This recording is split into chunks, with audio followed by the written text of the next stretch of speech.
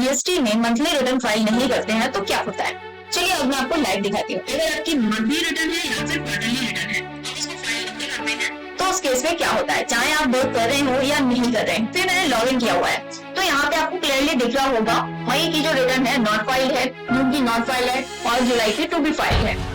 तो अभी यहाँ पे क्योंकि इनका कोई बिजनेस नहीं हो रहा है, हो रहा है और इन्होंने बिल की रिटर्न फाइल करनी है, बट इन्होंने अभी टाइमली रिटर्न फाइल नहीं करी हुई है। तो इस केस में क्या होता है, चलिए देखते हैं। तो यहाँ पे आपको सिंपली फाइनेंशियल ईयर का सिलेक्ट करना होता है, कौन से क्वार्टर की आपको रिटर्न फाइल करनी होती है वो सिलेक्ट करना है। एंड इसके बाद पीरियड आपसे पूछता है कौन से पीरियड की आपको रिटर्न फाइल करनी है। तो मेरे केस में मुझे मई की रिटर्न फाइल करनी है एंड मैं 3D पे चले जाएंगे। यहाँ एक आपको पॉपअप शो होगा जनवरी 3D शेड्यूल, इसको ओके कर देंगे एंड यहाँ आप नीचे देखेंगे इंटरेस्ट एंड लेट फीस।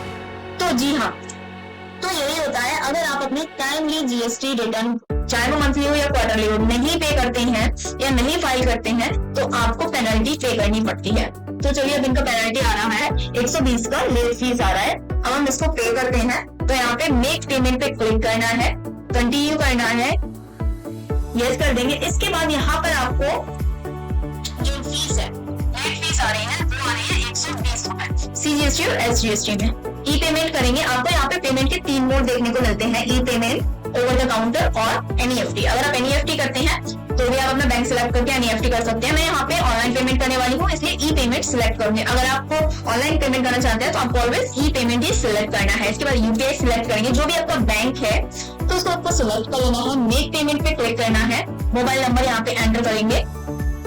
इसके बाद मेल आईडी डालना ऑप्शनल है, अगर आप डालना चाहते हैं तो आप डाल सकते हैं, अदरवाइज इसको छोड़ सकते हैं, ब्लैंक छोड़ सकते हैं। हमें कंडीशन का देखिएगा चेकबॉक्स, इसको यस करके प्रोसीड बटन पे क्लिक करें। अब यहाँ पे आपको एक ना क्यूआर मिल जाएगा, सिंपली आपको करना क्या है, क्यूआर को स्कैन करना है और पेमेंट कर देना है। तो चलिए हम पेमेंट कर लेते हैं। तो यहाँ पे हमारा पेमेंट हो गया है, पेमेंट का वो सक्सेसफुली हो गया है। इसके बाद मेक पेमेंट पे यस करेंगे एंड टर्म एंड कंडीशन को यस कर लेंगे। इसके बाद नेक्स्ट आपका जो ऑफसेट लायबिलिटी है सेव हो जाएगा।